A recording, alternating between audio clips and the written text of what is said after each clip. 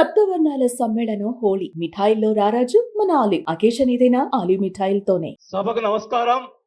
ఈరోజు మన నేత జనసేన రాష్ట్ర అధ్యక్షులు మరియు డిప్యూటీ సీఎం గారైన పవన్ కళ్యాణ్ గారి పిలుపు మేరకు ఈరోజు 12వ ఆవిర్భావ దినోత్సవానికి వచ్చేసినటువంటి జనసేన నాయకులకు, కార్యకర్తలకు, వీర మహిళలకు, ఇక్కడికి వచ్చినటువంటి వేదిక అలంకరించినటువంటి పెద్దలు, మంత్రివర్యులు మనోహర్ గారికి, అలాగే దుర్గేష్ గారికి, పెద్దలు, నన్ను పార్టీలో చేర్పించేదానికి ముందుకు నన్ను తీసుకొచ్చినటువంటి వ్యక్తి నాగబాబు గారికి, అలాగే వేదిక అలంకరించినటువంటి ఎంపీలకు, ఎమ్మెల్యేలకు, జనసేన నాయకులకు అందరికి కూడా ముందుగా నమస్కారాలు తెలియజేసుకుంటా ఉన్నాం. మీరందరూ కూడా 12 ఆవిర్భావ దినోత్సవాలు జనసేనకు సంబంధించి అటెండ్ అయి ఉంటారు.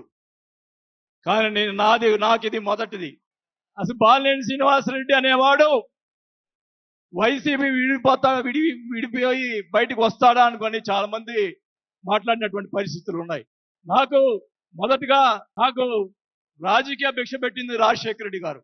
రాజశేఖర రెడ్డి గారు చెప్తాను, వినండి. నాకు రాజశేఖర రెడ్డి గారైనా, ఎన్టీ రామారావు అయినా నాకు ఇష్టం. నేను దయచేసి వినాలా. నేను నిజాలు చెప్తాను, పిఠాపురం సాక్షిగా అన్ని నిజాలే చెప్తాను, వినాలా. నాకు జరిగిన విషయాలు కూడా చెప్తాను. ఆ తర్వాత ఆయన జగన్మోహన్ రెడ్డి గారు పార్టీ పెడితే రాజకీయ భిక్ష పెట్టాడు కాబట్టి నేను మంత్రి పదవి వదులుకొని ఆయన వెంట నడిచాను. నేను 4 సంవత్సరాలు, మనోహర్ గారికి తెలుసు, 4 సంవత్సరాలు మంత్రి ఉంది నాకు. అయినా కానీ నాకు రాజకీయ భిక్ష పెట్టాడు కాబట్టి, మానవత్వం అనేది ఉంది కాబట్టి నేను ఆ రోజు ఆయనకి తలిచాను. కానీ ఏం జరిగింది, నాకు మంత్రి వదిలిపెడితే మంత్రి ఇచ్చి మంత్రి తీసేశాడు. అవన్నీ నేను కూడా బాధపడిన. నేను మంత్రి అనేది ఐ డోంట్ కేర్. ఆ రోజు 4 సంవత్సరాలకే వదిలిపెట్టాను. నేను ఒకటే చెప్తా ఉన్నా, మన వంశీ గారిని ఆయన చెప్పాడు కదా, మన ఈయన సినిమా యాక్టర్, ఆయన పేరేంటి, కోసాని మురళి గారు, వాళ్ళని అరెస్ట్ చేస్తే ఈయన పోయి జగన్మోహన్ రెడ్డి గారు పోయి వాళ్ళు పరామర్శిస్తాడు. నేను ఒకటే చెప్తా ఉన్నా, రఘురామకృష్ణరాజు గారిని నిన్ను ఏదో మాట్లాడితే ఆయన లోపల పెట్టించి, కుదగొట్టించి, కాలు చేతులు ఎర్రగొట్టించి లోపల పెట్టించావే. 17 సంవత్సరాలు ముఖ్యమంత్రిగా చేసినటువంటి చంద్రబాబు నాయుడు గారి కుటుంబాన్ని, భార్య గురించి మాట్లాడితే వాళ్ళకి బాధ కలగదా అని అడుగుతా ఉన్నా. ఆ రోజే నేను ఖండించాను, నేను అసెంబ్లీలో ఆ రోజే. అలాగే మన నాయకుడు పవన్ కళ్యాణ్ గారు, ఆయన గురించి మాట్లాడావు. కోసాని మురళీకృష్ణ గారు ఆయన కళ్ళైన చేస్తుంటే లక్షలాది మంది జన సైనికులు తుప్పుగా రాలగొట్టేవాళ్ళు. ఆయన మౌనం వహించారు. నేనైతే చెప్తా ఉన్నా, కుటుంబాన్ని అలా మాట్లాడారు కాబట్టి వాళ్ళని 9 నెలలు, ఇంకా 9 నెలల తర్వాత అరెస్ట్ చేశారు. నేనైతే గవర్నమెంట్ ఇచ్చిన మరుసటి రోజే లాఠీతో రాలగొట్టించి లోపల వేయించేవాడిని కూడా ఈ సభకు అర్థం చేసుకుంటా ఉన్నా. చేసినటువంటి దుర్మార్గాలు ఎక్కడికి పోవు.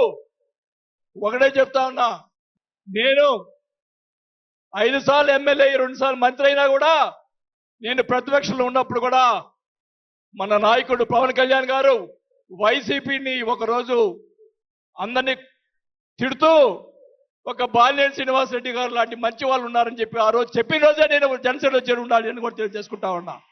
ఆ రోజు చేరకపోవటం నా దౌర్భాగ్యం. నేను ఈరోజు చెప్తా ఉన్నా, స్పీచ్ 9 నెలలు అయిపోయిందమ్మా ఇవ్వటం, అందువల్ల గొంతు ఇది అయిపోయింది. దయచేసి నేను మీ పిఠాపురం సాక్షిగా నిజాలే చెప్తా ఉన్నా. గవర్నమెంట్ వచ్చిన తర్వాత చిన్న కార్యకర్తల మీద కేసులు పెట్టి లోపలేశారు. వాళ్ళని కాదండి లోపలేయాల్సింది, కోట్లు సంపాదించున్నారు, వాళ్ళని ఇంకా లోపలేలా. అదే నా బాధ. స్కాములు చేస్తున్నారు, కార్యకర్తలు పట్టించుకోలేదు, కోట్లు సంపాదించి ఈరోజు రకరకాలుగా మాట్లాడుతూ ఉన్నారు. పవన్ కళ్యాణ్ గారి గురించి మొన్న మాట్లాడాడు జగన్మోహన్ రెడ్డి గారు, ఏదో కౌన్సిలర్ అన్నాడు, ఏదో అన్నాడు. అయ్యా జగన్మోహన్ రెడ్డి గారు, మీ నాన్న దయతోటి నువ్వు ముఖ్యమంత్రి అయ్యావు, మీ నాన్న అంత అడ్డు పెట్టుకొని. మా నాయకుడు, ఇప్పుడు జనసేన నాయకుడు పవన్ కళ్యాణ్ గారు స్వశక్తితో ఈరోజు లక్షలాది మంది అభిమాన పాత్రులు అయ్యాడని గుర్తు పెట్టుకోవాలని కూడా తెలియజేసుకుంటా ఉన్నాం. మీ నాయనతోటి వెనక ఒకసారి ముఖ్యమంత్రి అయ్యావు, ఇంకా చూద్దాం.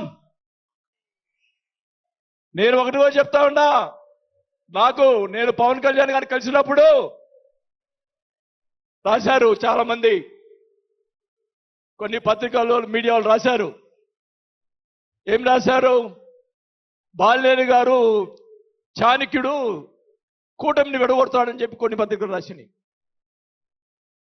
నేను అనుకున్నాను, నా వల్ల పవన్ కళ్యాణ్ గారికి ఇది రాకూడదు.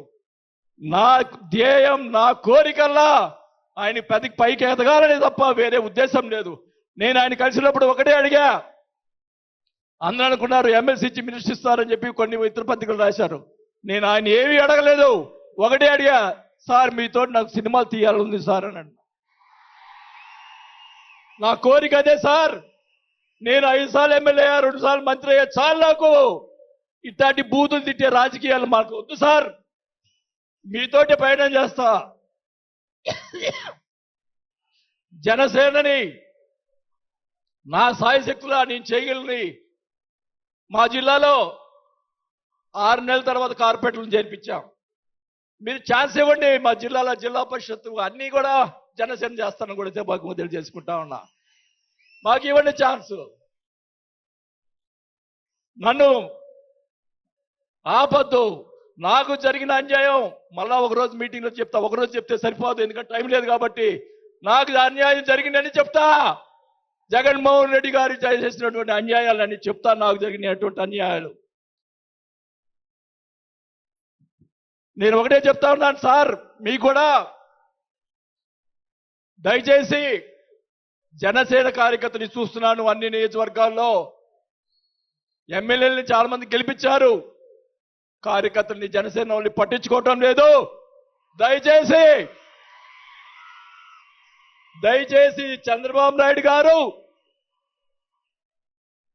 పవన్ కళ్యాణ్ గారు ఇద్దరు కూర్చొని ఒక ప్రెస్ మీట్ పెట్టి ఎమ్మెల్యేలందరికీ ఫిరాయించండి. జనసేన కార్యకర్తలు కూడా మీరు వాళ్ళకి రావాల్సినటువంటి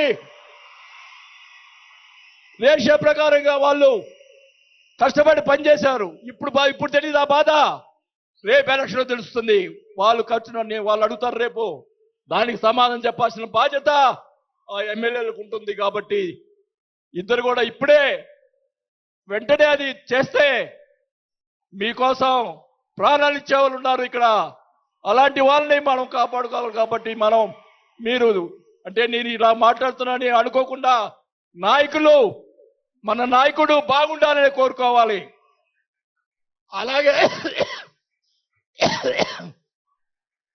అలాగే మీరు కూడా, జన సైనికులు కూడా, మీరు కూడా మీ పక్కన వాళ్ళని మంచిగా చూడండి.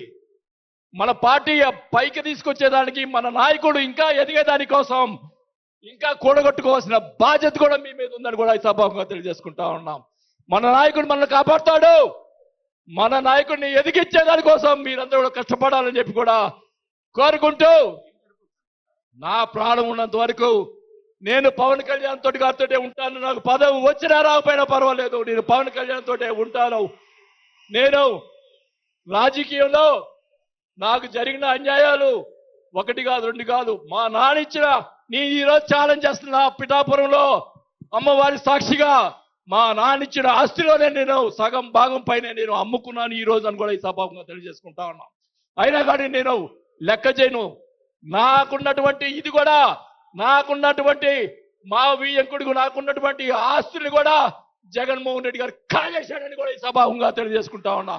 కాబట్టి అది త్వరగా మీరు చెప్తాను, అవన్నీ కూడా తెలియజేసుకుంటూ, ఈరోజు మీరు నన్ను దయచేసి ఇప్పుడు ఈ మాట్లాడిన దానికి ఇంకా రేపు ఒకటే కౌంటర్లు వస్తాయి నాకు తెలుసు. ఛాలెంజ్ చేస్తున్నా, నేను ఇది కూడా ఛాలెంజ్ చేస్తున్నా. చంద్రబాబు నాయుడు గారు కూడా అడుగుతా ఉన్నా, మొత్తం మొన్న ఉన్నటువంటి ఎమ్మెల్యేలు అందరి మీద ఎంక్వైరీ, నా మీద కూడా సహా ఎంక్వైరీ చేయండి. ఎవరు అన్యాయం చేశారో, ఎవరు తప్పులు చేశారో, ఎవరు కోట్లు సంపాదించారో మొత్తం బయట పెట్టాలని కూడా ఈ సభాగా తెలియజేసుకుంటా ఉన్నా. ఈ ఉక్రోషం, ఈ బాధ నాకు తెలుసు, మా కుటుంబానికి తెలుసు. మా కుటుంబం ఎంత ఇబ్బంది పడిందో నాకు తెలుసు. కాబట్టి పవన్ కళ్యాణ్ గారు ఆయన ప్రతిపక్షంలో ఉన్నప్పుడు కూడా బాల్యం లాంటి మంచి వాళ్ళు అని అన్నప్పుడే నాకు ఆ రోజు నేను నేనుండాల్సింది పవన్ కళ్యాణ్ గారిని.